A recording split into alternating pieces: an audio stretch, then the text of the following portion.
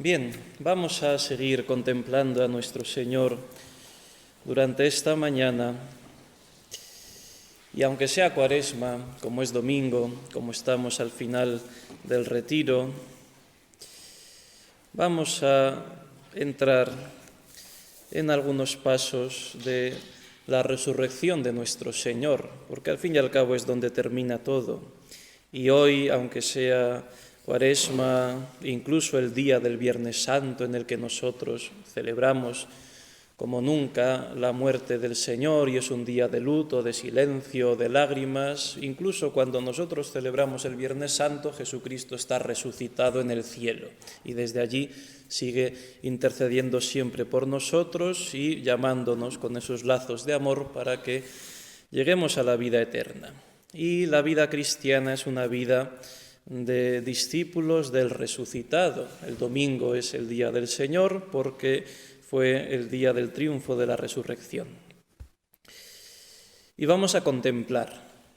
Quizá ayer hubiera sido bueno decir alguna palabrita acerca de esto, porque hay muchas personas, son almas buenas, almas generosas, pero quizá por o no tener o no poder contar con alguien que la dirija un poco, que la aconseje espiritualmente.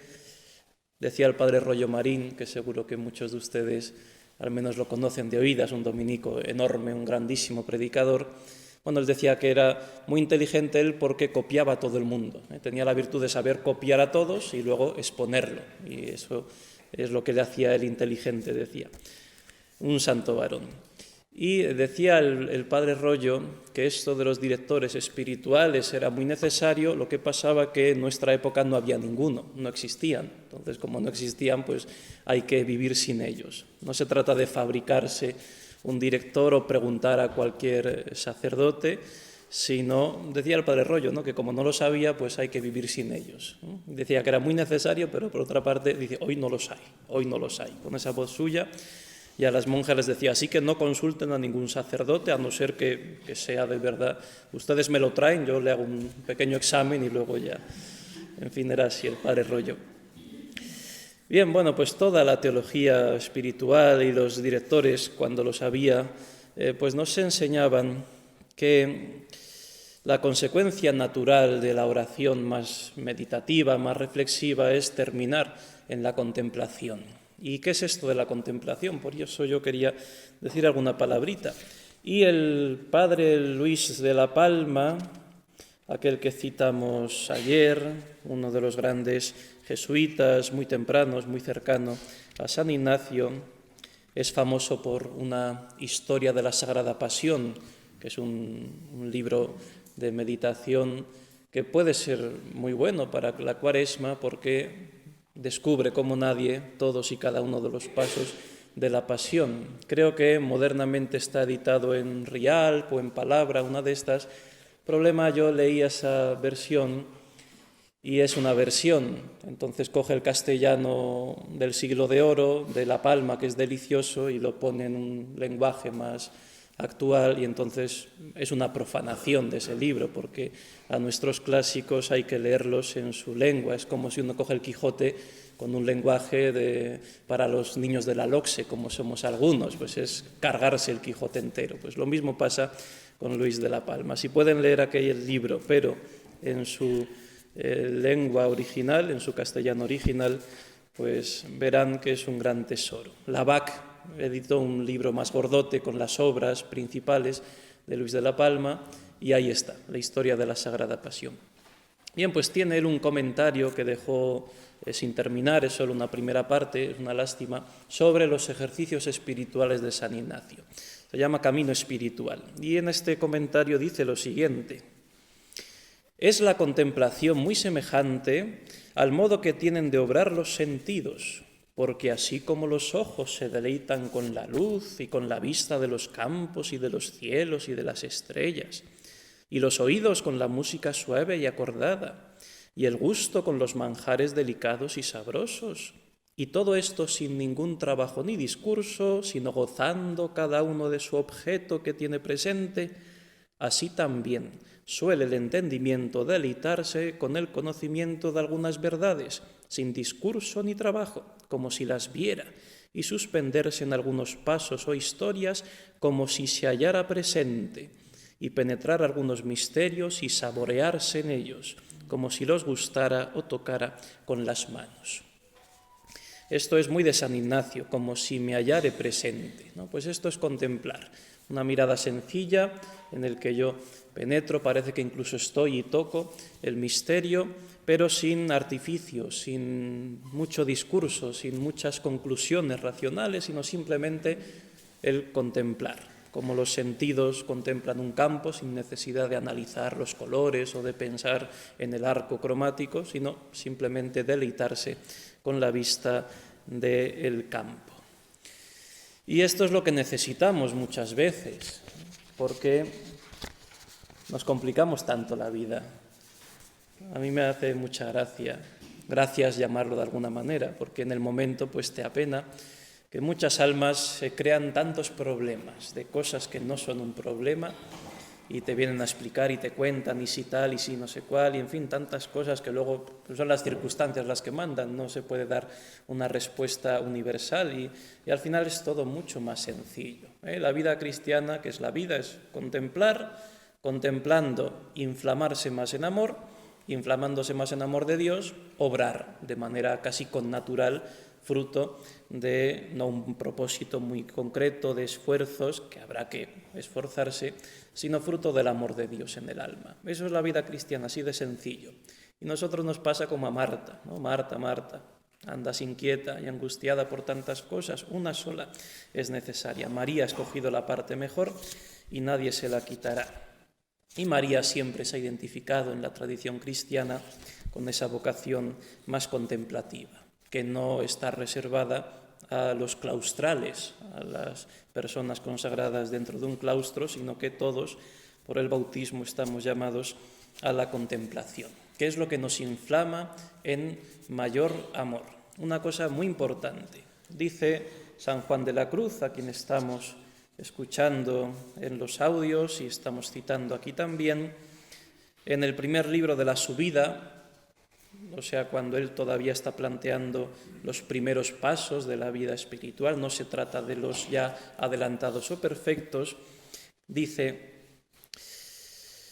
no solamente era menester para vencer la fuerza de los apetitos sensitivos, o sea, en el fondo para vencer el mundo que hay en nosotros, la carne e incluso las tentaciones del demonio,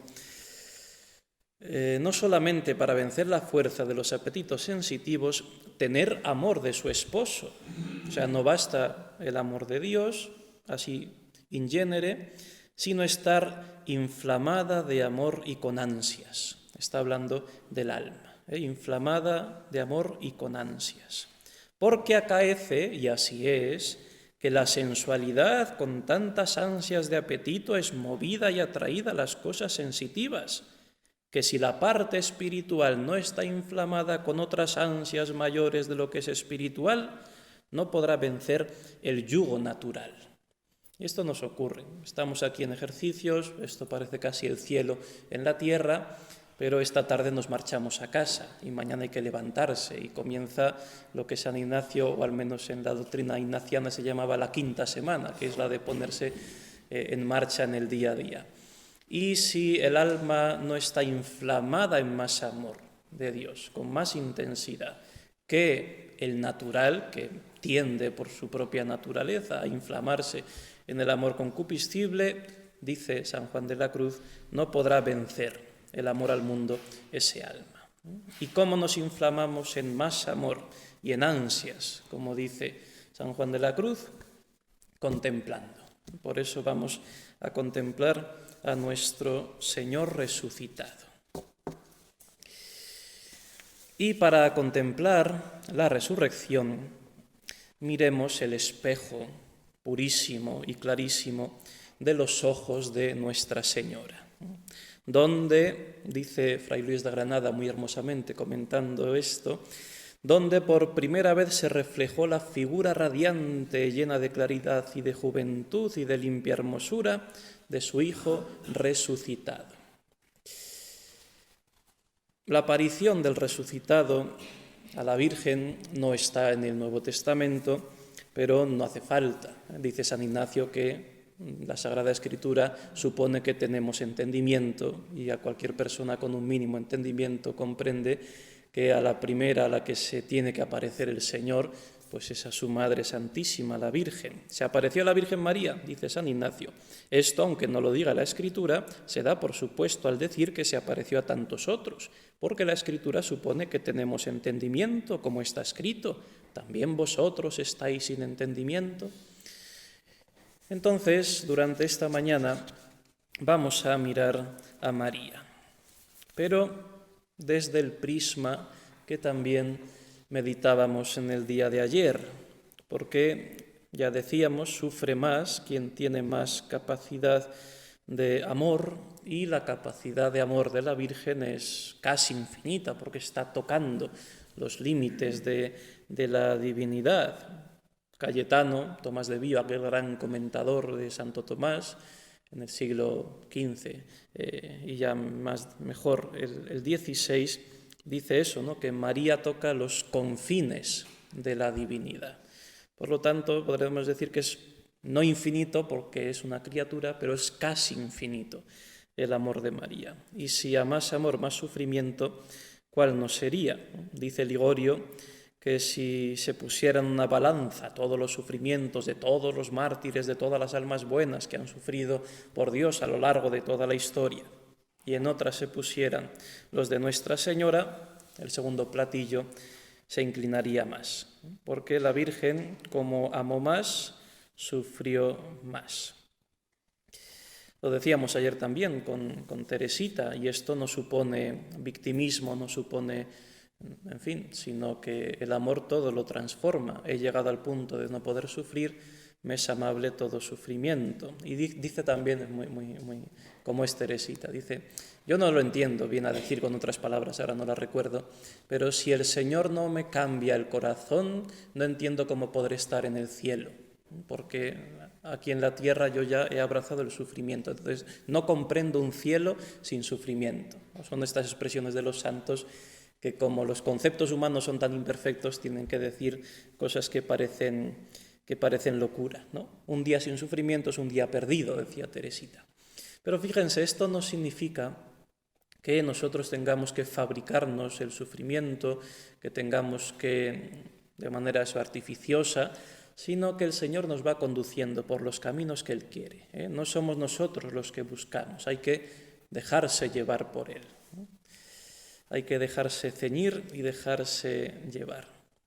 Y las almas sencillas, humildes, con las que nadie cuenta, pues sufren en silencio y nadie se entera.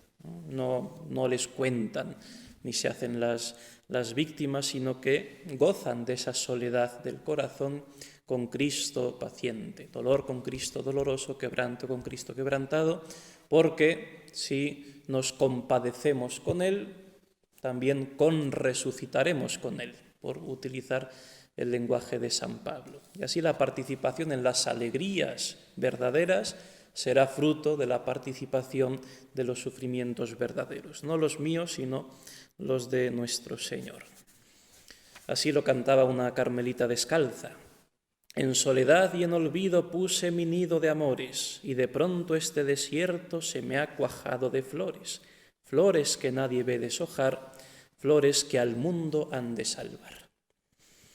Y ojo, no es la vocación de víctimas la de aquellas que pues se crean víctimas, ¿no? Y alrededor se visten un hálito de personas sufrientes, ¿no? Según ellas, pues nadie las quiere, nadie las entiende, nadie las escucha, y menos mal que el Señor ve lo santas que son, ¿eh?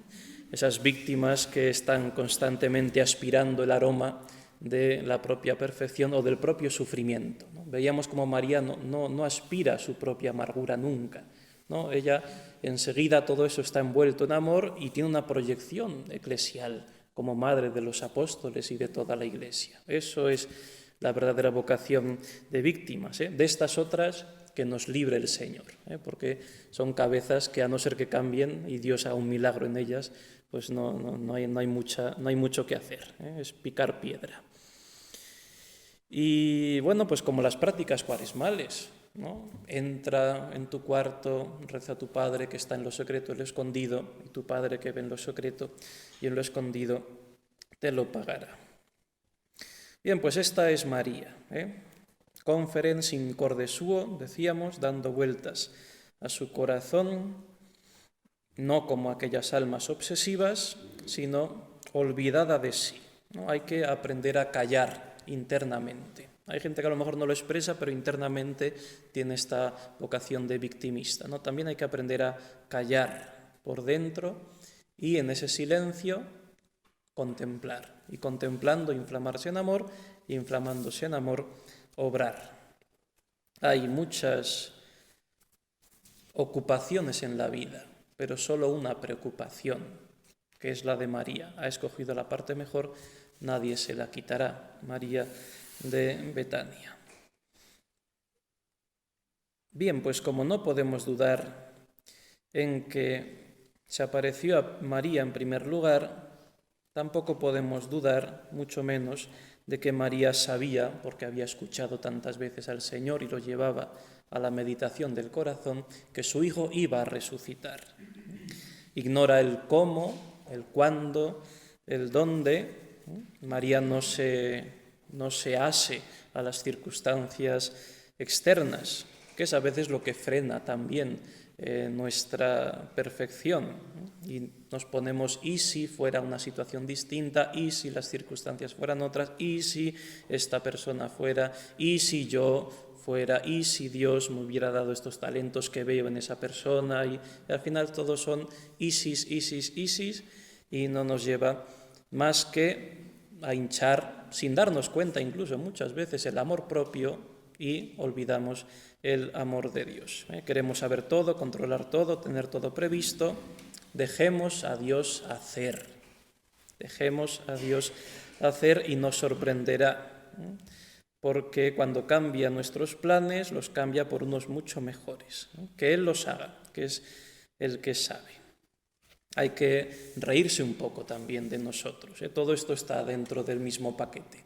Santa Teresa la estamos escuchando ahora en los audios también al hilo de San Juan de la Cruz, pues en esto tenía una virtud especialísima, que no se lo dio la naturaleza, sino su propia santificación, que era la de reírse de su sombra en todo sitio que pasaba.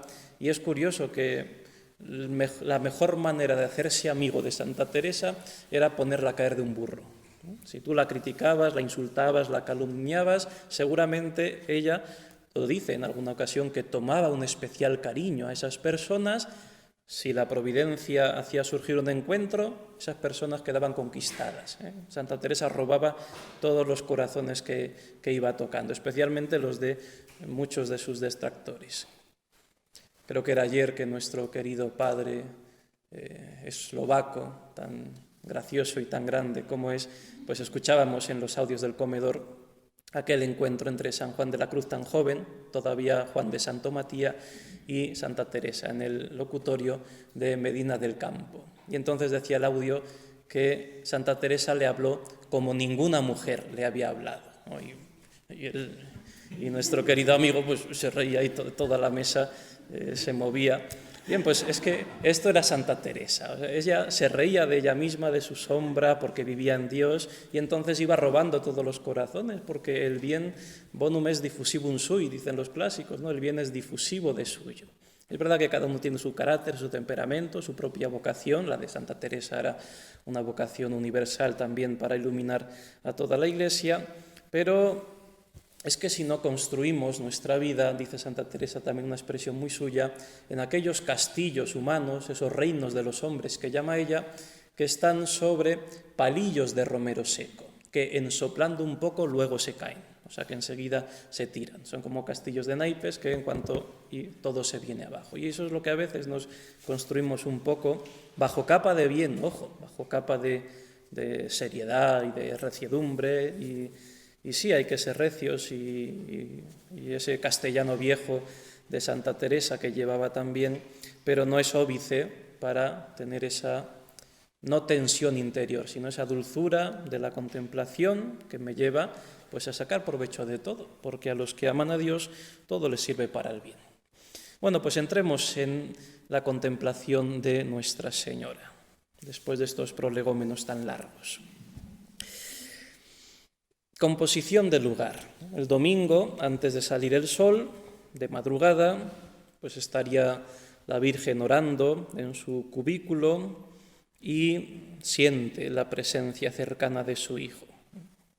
Tal vez no ha abierto los ojos, pero por esa intuición maternal que le ha permitido siempre seguir paso a paso la pasión del Hijo, que cada vez se iba haciendo desgarrar su propio corazón, hasta le tuvo físicamente delante de la cruz, ¿no? María siempre ha seguido a Jesús, siempre la ha tenido junto a sí, con esa misma intuición le siente tan fuerte, tan vivamente, que le parece aspirar el aliento de su Hijo y sentirse envuelta en su perfume. Tanto que no sabe ya si es la impresión subjetiva de una imaginación fuerte o es una realidad objetiva que está allí ante ella. Y entonces María abre los ojos y en aquellos dos luceros de la mañana se refleja por vez primera la santa faz resucitada y glorificada de su Hijo. Y ella, que no se había entregado al descanso, sino a la oración, no podía descansar, pues dice con el salmista al despertar: me saciaré de tu semblante. Y escucharía un ángel que le susurraría al oído: contempladlo, Señora, y quedaréis radiantes, como dice también el libro santo. Y así María se sacia con la contemplación de la humanidad glorificada de su Hijo. Aquel cuerpo perfectísimo, informado de nuevo por el alma nobilísima, unido todo ello sustancialmente al Verbo eterno de Dios, aquel que ella había concebido en su seno virginal 33 años atrás, ahora lo veía colmado de gloria ante sí como una especie de milagro viviente, porque hacía pocas horas, no muchas, lo había tenido en sus brazos, hecho un verdadero retablo de dolores. Había besado sus llagas abiertas, lo había ungido con el bálsamo de sus lágrimas.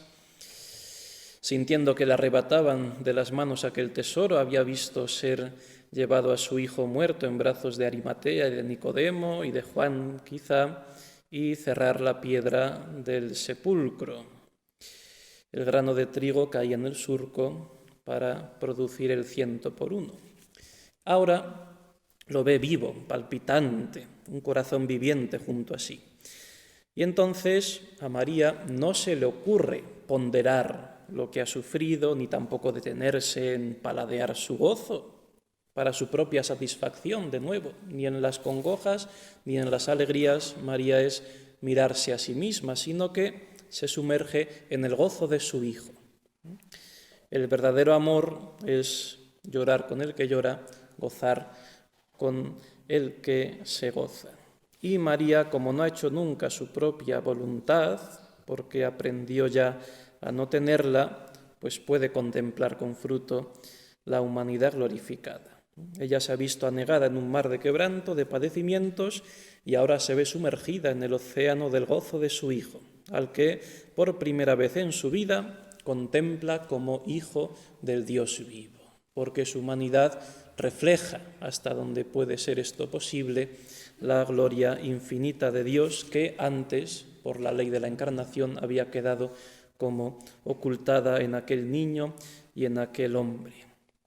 ¿Cuánto tiempo ha debido esperar? ¿Con qué fe y con qué docilidad a la voluntad de Dios ha sabido hacerlo María? Y ella, pues movida de la fe, hace ademán de postrarse ante él, ante esas llagas gloriosas, que son como 5 rubíes que iluminan al universo entero con su resplandor y están despidiendo la luz del cielo para iluminar la tierra. Y en un instante, ¿no?, la profundidad de su dolor se convierte en profundidad de amor. Pero me gusta pensarlo así. aunque le pide su fe y su impulso, esa postración de adoración, su hijo se adelanta, la toma por los brazos, impidiendo que se arrodille, la mira profundamente a los ojos, con aquel mirar de Jesucristo, que como dice San Juan de la Cruz, ¿no?, el mirar de Dios es amar y hacer mercedes, ¿no? Pues esto es el mirar de Dios, esto es contemplar, mirar a Dios y dejarse mirar por Él. Y con aquel mirar Cristo la envuelve en su paz, le impide arrodillarse y le dice: Madre mía. Porque seguramente hace muchos años que Cristo no había querido decirle esto a María. En la cruz no la llama madre, la llama mujer, con toda la carga teológica que tiene esto, pero a nivel humano no la llama madre, y eso también afecta al corazón de la Virgen. La vez anterior, en el Evangelio, en Caná, por ejemplo, de nuevo: mujer, ¿qué tengo yo que ver contigo? Tampoco la llama madre. Es un aparente despego que incluso puede, en nivel sensible, doler a los que aman de verdad al Señor. O aquel pasaje cuando las muchedumbres están rodeando a Jesucristo, vienen algunos de sus discípulos y tu madre y tus hermanos están fuera, preguntan por ti. ¿Quiénes son mi madre y mis hermanos? El que haga la voluntad de Dios, ese es mi hermano y mi hermana y mi madre. Es decir, que Cristo ha tenido a lo largo de su vida sumo interés en desatar a su misma madre de todo asidero humano, para que ella no pudiese apoyarse en su relación plenamente amorosa y de fe desde su posición natural, de ser la que le ha dado a luz, sino desde la pura fe, sin ningún lazo de carne y de sangre. Y fíjense, si Cristo con su madre bendita ha obrado así, y eso que la llevó 9 meses en su seno, lo arrulló en sus brazos tantas veces, escucharía de labios de María aquellas cadencias inigualables de sus labios cuando musitase las nanas para dormir al niño Jesús. En fin, tanto habiendo recibido el alimento de sus propias manos cuando todavía no sabía comer solo. Si todo esto, teniéndolo presente y viendo que Cristo ha actuado así con María, que tenía tal familiaridad, ¿cómo no querrá hacer con nosotros para que no nos sintamos apegados a lo que no sea puramente Dios? Nos manifiesta su humanidad sacratísima, pero sin asirnos a nada que no sea Él, sino aspirando solamente a despegarnos de la tierra para buscar y anhelar la vida resucitada, ¿no? Y con su madre había actuado así. Y entonces podemos pensar, por eso, que reserva este apelativo único y cariñoso, que solamente en labios de un hijo alcanza pleno sentido, para este momento. Y en este momento podemos piadosamente creer que Cristo, colocando a su madre de igual a igual, impidiendo que se sitúe ante él como una esclava, aunque ella se lo impulsaba la fe, sino que la levanta y la coloca de pie, pues claro, la Virgen en ese instante escucha cara a cara esas palabras, Madre mía, y sentiría el cielo entero, ¿no?, desatada ya su carne mortal. Claro, si Jesús es el cielo, o Jesús y María son el cielo, pues más cielo que ese encuentro no puede haber. Por eso esa estancia en ese momento pues es el cielo. Y a partir de ahora ya no será ya mujer, sino que siempre madre mía. Y ella pues no podría contestarle de otra manera que diciéndole con los ojos llenos de lágrimas, de alegría profunda, ya no de congoja: Hijo mío. Algo que seguramente llevaba tiempo sin decir y que era la hora de volver a pronunciarlo. Bien, y Jesús, su alma, porque también Jesús le diría a su madre esto, pero encerrando en esa palabra todos los recuerdos de la vida pasada, la vida de ambos, tantos atardeceres en la casita de Nazaret, cuando ya José había entregado su alma al Señor, se habían quedado solos la madre y el hijo. Y él era todo el refugio de María, le ganaba el pan con la continuación del oficio de artesano en el taller, hasta que se marchó a predicar por Palestina. Son muchos años, tantos atardeceres juntos, dorados por el sol de Nazaret, sentados mirando el horizonte, quizá en algunas ocasiones aquellos amaneceres que son preciosos en el lago de Genesaret, en el mar de Galilea, y en esos instantes pues le hablaría de muchas cosas, porque una madre y un hijo se comunican con familiaridad. Le explicaría, sin explicárselas del todo, se las dejaría entrever, pero tantas cosas, tantos detalles de su misión mesiánica todavía por venir, iría consolando de antemano, pensando en la pasión, preparando, como hacen los buenos cirujanos, que no entran directamente, sino que preparan bien la naturaleza. El anestesista pues hace todo, es todo un conjunto para que luego el hecho justo de la operación pues sea exitoso. Y así el Señor, como divino cirujano, pues también aquel corazón que iba a ser traspasado por la espada del dolor necesitaba una preparación dulce y cariñosa.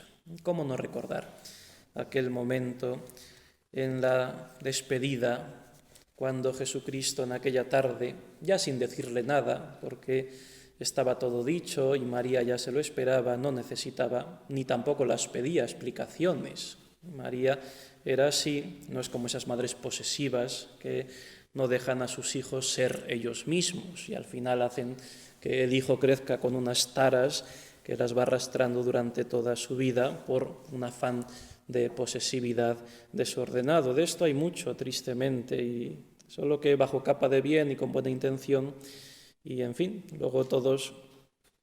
Decía Rilke, un poeta de estos contemporáneos, que es más conocido en la esfera más pública, más civil, no tanto en el ámbito cristiano, que nuestra patria es nuestra infancia. Bueno, y de alguna manera pues tiene razón. Y por eso es tan importante la labor de unos padres en los primeros pasos y en la infancia y en la adolescencia y en la primitiva juventud de los hijos, ¿no? María no era posesiva y no necesitaba palabras. Pues Cristo fue hacia ella, la abrazó, sintió que en su garganta se ahogaba un sollozo, que la madre reprimía sus deseos de llorar también y se marchó, sin más equipaje que aquella túnica inconsútil que ella le había tejido con tanto cariño. En fin, tantos momentos de intimidad que podemos contemplar vividos entre los dos. Bueno, pues todo eso ahora, como una especie de presa que ha estado detenido, se rompe y se agolpan de una vez en la mente y en el recuerdo de los dos.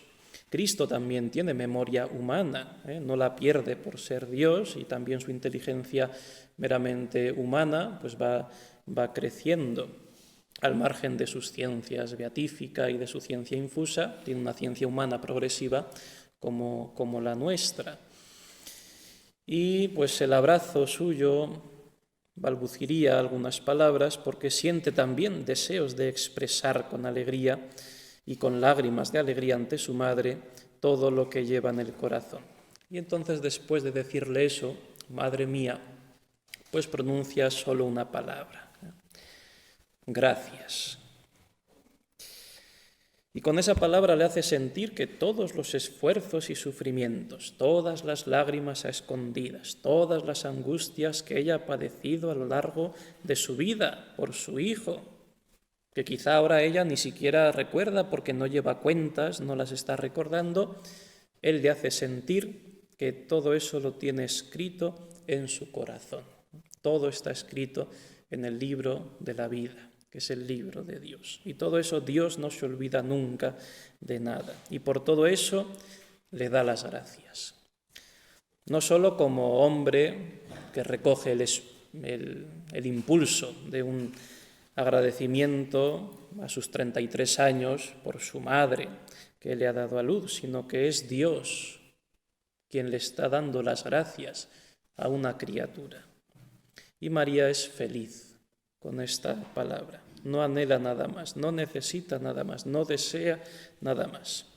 Madre mía, gracias. Y por fin, Cristo glorioso abraza a su madre. Teniendo en cuenta la diferencia de estatura de aquel varón Galileo, alto, una columna tallada, 1,80 m aproximadamente, y la Virgen tendría una estatura propia de una mujer de la época. Entendemos que, unos 65 aproximadamente, vamos a ponerle, no lo sabemos, unos 60, en fin, da igual. Pero la Virgen quedaría justamente su cabeza a la altura del corazón de su hijo y le escucharía muy bien, porque estaba abierta la puerta de la llaga del costado, a través de la cual resonaban los latidos acelerados por la emoción de Jesús. María en este momento no dice nada, no hace falta. Hay en ella un sentir, lo recoge todo y que nosotros podríamos expresar con las palabras de San Juan de la Cruz que ya hemos citado alguna vez. Quedéme y olvidéme, el rostro recliné sobre el amado, cesó todo y dejéme, dejando mi cuidado entre las azucenas olvidado. Bueno, pues descansemos nosotros en este abrazo, aplicando los sentidos, como dice San Ignacio, aspiremos el perfume de rosas abiertas que están reventando aroma y hermosura en aquellas dos almas, sintamos el tacto suavísimo de aquellos rostros y aquellas manos y aquellas lágrimas que caen mansamente por sus dos faces. Escuchemos el silencio sobrecogedor que sigue trayendo a nuestros oídos el eco de aquellas palabras: Madre mía, gracias. Y saboreemos y paladeemos lentamente el sabor de cielo que hay en aquella habitación. Y al salir de ese abrazo, prometamos a la Virgen que no nos separaremos de ella, porque ahora, en medio de la alegría exultante, todavía queda un último momento duro para la Virgen y nosotros tenemos que acompañarla. Ella se ha sentido tan metida en el cielo, y lo ha estado porque aquella estancia era el cielo donde está Jesús, es el cielo donde está el rey, allí la corte, dice Santa Teresa para explicar esto mismo. Y más estando rey y reina, con lo cual ya es todo el reino el que está ahí en el corazón. Y entonces María siente arder deseos de seguir ya a su hijo y no separarse jamás de él, porque se le hace incomprensible una vida en la tierra apartada de su hijo, como dice también San Juan de la Cruz, poniéndolo en labios de la esposa: apártalos, amado, que voy de vuelo. Y entonces el esposo la frena un poco y dice: vuélvete, paloma, que el ciervo vulnerado por el otero asoma, al aire de tu vuelo y fresco toma. ¿No? Podríamos hacer esta interpretación un poco libre de la canción del doctor místico. Y Jesús entonces con esto le hace comprender que aún no ha llegado su hora, la de la Virgen. La suya ya sí, pero la de la Virgen todavía no está del todo consumada. Ella tiene todavía una altísima misión que cumplir: cuidar a la Iglesia naciente, a la que también ella acaba de dar a luz, con esta vez sí, no como en Belén, pero esta vez sí con los dolores del parto que le supone el hecho de la corredención en el Calvario. La Iglesia de ahora, pero la Iglesia de siempre, comienza con aquella encomienda, el último testamento de un hijo moribundo, en el que la da por madre a todos los hombres. Y como ella enseñó a Jesús a andar, a hablar, a comportarse como un hombrecito, pues así tiene ahora que educar a sus hijos en esa Iglesia recién nacida. Y esta misión es la que le da a su hijo. y al dársela le da la gracia para cumplirla y para poder soportar una ausencia tan lacerante como esta que va a tener que sufrir, que es verse de nuevo apartada, al menos por un tiempo, de su Hijo resucitado. Cristo trae al mundo el oficio de consolar, como dice San Ignacio, que debemos contemplar cuando meditemos sobre la resurrección, contemplar el oficio de consolar que trae Cristo nuestro Señor. Pero Él lo trae y se lo deja en herencia a la Virgen, para que sea ella la que lo administre. Por eso nosotros la invocamos como Consolatrix Afflictorum, consoladora de los afligidos, la llena de cielo, para que ella infunda ese cielo sobre la tierra. Ese es el corazón inmaculado de nuestra Madre y en él tenemos que aspirar ese cielo y esa vida resucitada con Cristo.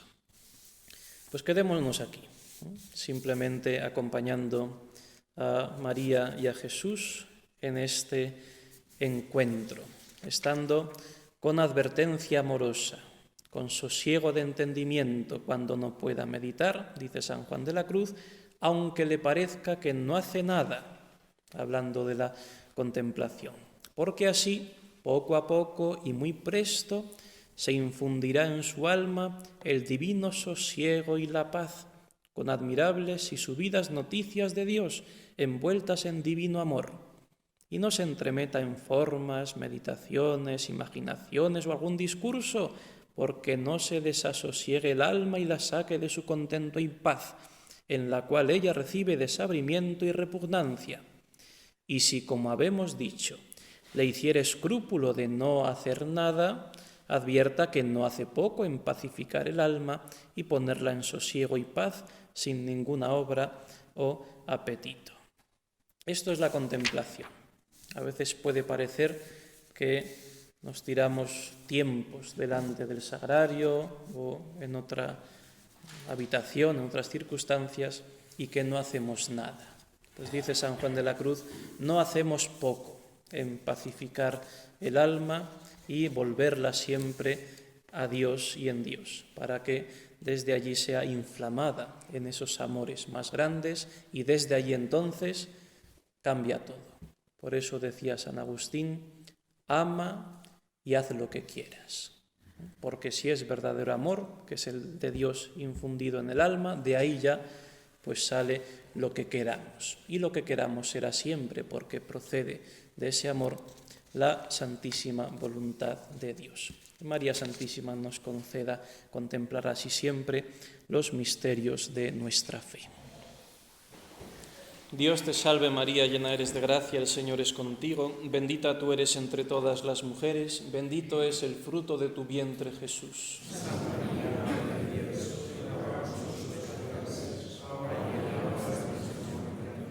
Gloria al Padre y al Hijo y al Espíritu Santo. Sagrado corazón de Jesús, Inmaculado corazón de María, nuestro Padre y Señor San José, Ave María Purísima.